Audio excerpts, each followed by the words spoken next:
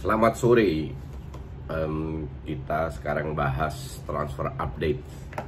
Ada yang cukup menarik sambil menunggu Champions League. European League gue rasa gue nggak mau bahas karena ya nggak begitu penting. Pada saat inilah MU pasti lolos, ada beberapa tim pasti lolos. Tapi nanti drawingnya kalau ada yang interested baru gue bahas European League. Tapi ntar Jumat sama Sabtu main, Kamis gua akan bikin preview. Oke. Sekarang bahas transfer update. Transfer update mana yang menarik? By the way, ini korek segini ya.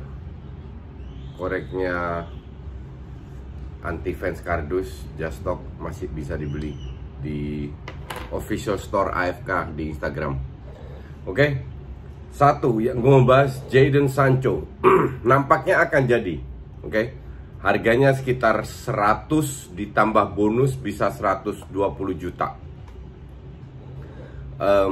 Dan MU bayarnya cicil. Ya, jadi bukan Arsenal aja bayar PP cicil, MU pun juga bayar cicil.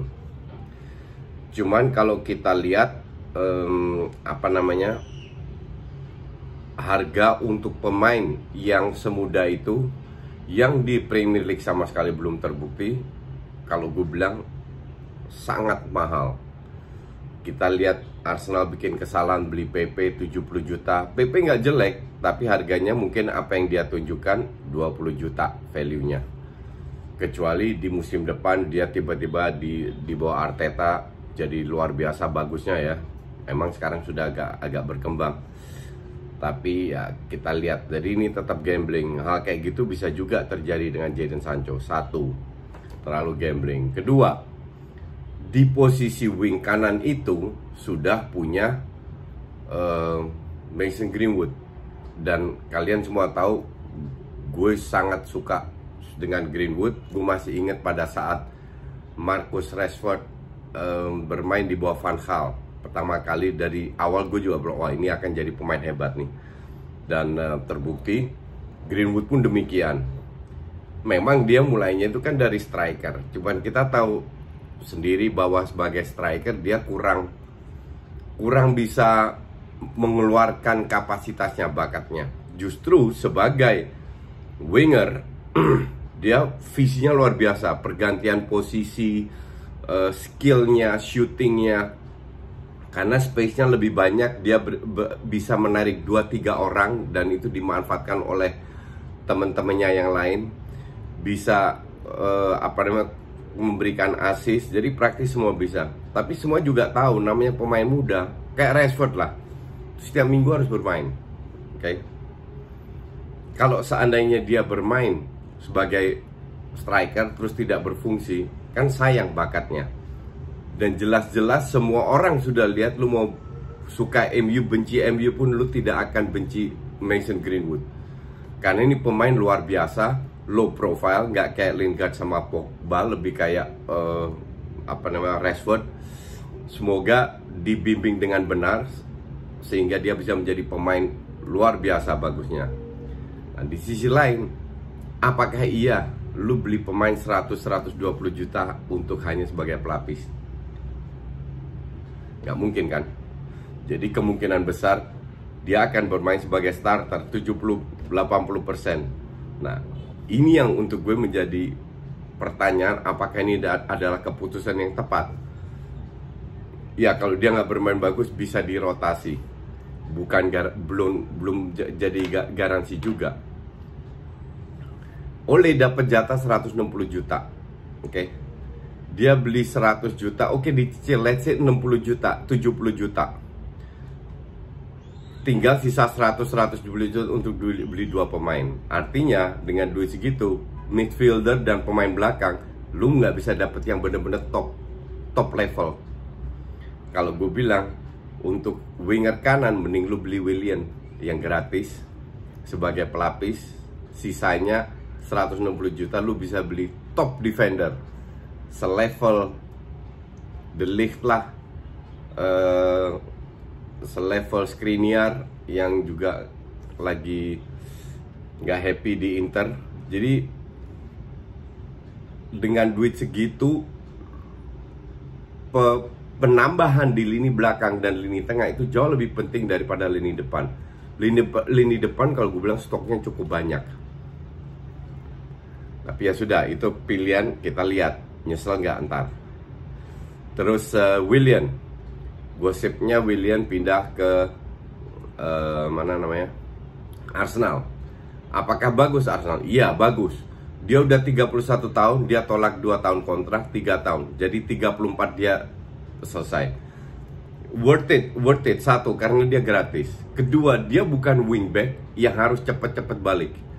Dan sprint, let's say 2 tahun dia bermain bagus. Mungkin kontribusinya bisa luar biasa. Nah, ketiga, PP prestasinya tidak konsisten. Mungkin dengan hadirnya Willian, mereka bisa lebih bersaing. Jadi ini pembelian yang jauh lebih make sense. Lihat dari koceknya Arsenal juga yang duitnya nggak terlalu banyak, lebih make sense daripada lu beli pemain winger yang harganya 20-30 juta hanya untuk pelapisnya PP. Willock nggak perform. Oke, jadi kemungkinan besar Willian akan ke PP. Kenapa? Faktor yang lain, bukan agentnya ya. Agentnya dalam tanda kutip Kia Fas Yorapkian namanya. Dia itu sebenarnya bukan agent karena dia nggak punya license, dan sama FA seorang agent harus punya license. Sama FIFA udah dibebaskan, nggak punya license bisa jadi agent. Tapi dia lebih apa namanya, makelar lah. Tapi di perusahaan yang dia miliki itu ada beberapa agent yang berlisensi. Jadi dia atas nama perusahaan dia boleh melakukan negosiasi. Nah, si Kia ini itu fans besarnya Arsenal. Oke, dari kecil dia sudah lama punya VIP box di Emirates, dari zaman Highbury sampai Emirates.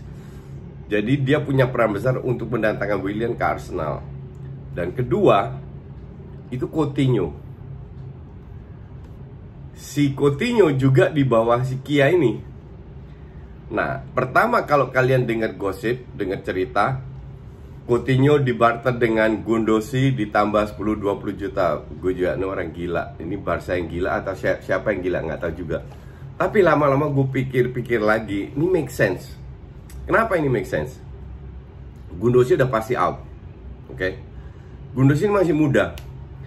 Lu baca interview dengan pelatihnya yang dulu, tidak ada yang bilang dia pemain jelek, termasuk gue. Sebagai pemain berbakat dia bagus. Cuman ini anak songong. Di situ kan kita nggak ngelihat songongnya gimana. Nggak pernah kelihatan atau jarang kelihatan lah. Tapi yang lebih tahu kan pelatihnya yang dulu di Guingamp, Prancis, sama di bawah Arteta sekarang. Arteta kan no nonsense. Lu siapa mau songong-songong, prestasi lo apa? Akhirnya kayaknya Arteta sudah nggak bisa ngelihat dia, potensi dia lagi, atau nggak bisa dirubah, di barter. Nah, untuk Barca sudah sering melakukan beli pemain yang nggak jelas semua, Malcolm lah, apa siapa, untuk di loan terus dijual. Bisa jadi value-nya dia itu kan sekitar 35 juta sekarang Gundosi. Bisa jadi dia di barter, di loan terus dijual. Kecuali si siapa namanya, pelatih sekarang itu, pelatihnya Barca, ya itulah, lupa gue. Kecuali dia melihat potensi dari seorang Gundosi, ya, baru bisa mungkin diberi kesempatan berapa kali bermain. Karena lini tengah kemungkinan besar selain Rakitic, beberapa Vidal dan lain-lain mungkin akan dijual. Jadi ada kemungkinan itu, karena Coutinho pun juga nggak banyak tim yang mau. Pada saat lu nggak bisa jual Coutinho, kemungkinan besar di barter dengan uang mungkin tambahan 10-2, let's say 20 juta, gue bilang ambil. Rakitic mau dijual ke Sevilla, gosipnya juga mau ke Arsenal. Sama Arteta sudah ditelepon. Nah, gue bilang Rakitic bagus. Untuk siapa? Untuk pelapisnya Ceballos. gayanya nggak jauh berbeda lah, dan dia bisa bermain juga sebagai DM gantiin Saka kalau cedera dan lain-lain. Jadi Rakitic yang harganya cuma 10 juta is worth it. Lu sebagai tim kecil seperti Arsenal, bukan tim kecil, tim nggak punya, tim pelit lah, ownernya itu pelit. Lu harus lebih pintar lagi untuk berkreasi. Oke. Terus ada yang tanya soal itu strikernya siapa itu yang Napoli beli 70 juta. Udah gila. Ini kakak dari Lille juga. Gue belum pernah lihat, gue nggak bisa komen. Tapi untuk gue terlalu gambling beli pemain 70 juta. Sebenarnya pemain yang termahal itu 2 tahun lalu pada saat Napoli beli Hirving Lozano dari PSV 35 juta. Sekarang 70 juta. Berani-beraninya beli pemain di situ. Cuman peluang dia untuk sukses itu lebih besar daripada lu ke IPL, karena Serie A ya, liga nomor 4 di Eropa, space-nya lebih banyak untuk striker. Jadi 50-50, bisa sukses, bisa juga enggak. Terus Chelsea yang ngincer Chilwell, feeling gue itu enggak bakal pergi, karena Chilwell minta 70-80 juta, Leicester minta segitu, udah gila lu. Yang diincer kan Tagliafico. Nah sekarang ada baru lagi Reguilonnya Madrid yang di loan ke Sevilla, mainnya bagus banget. Dan Reguilon gue bilang is a good option untuk ke Chelsea di back kiri, cari yang murah. Apakah Reguilon, apakah Tagliafico untuk memperkuat lini belakang. Kalau mau muda ya Reguilon, kalau lebih cari jam terbang ya si Tagliafico, umurnya udah 27 tahun. Terus nggak banyak lagi. Wissam Ben Yedder katanya digosipin ke Munchen MU, feeling gue sih enggak, karena harganya juga cukup mahal. Kalau seandainya sama Monaco dijual, Monaco mau ambil Jovic atau Sebastian Hallernya West Ham. Sebenarnya itu aja dulu sementara. Kita ketemu lagi besok, ada Just Live. Kita ketemu besok di Just Live dan lusa di preview. Thanks for watching.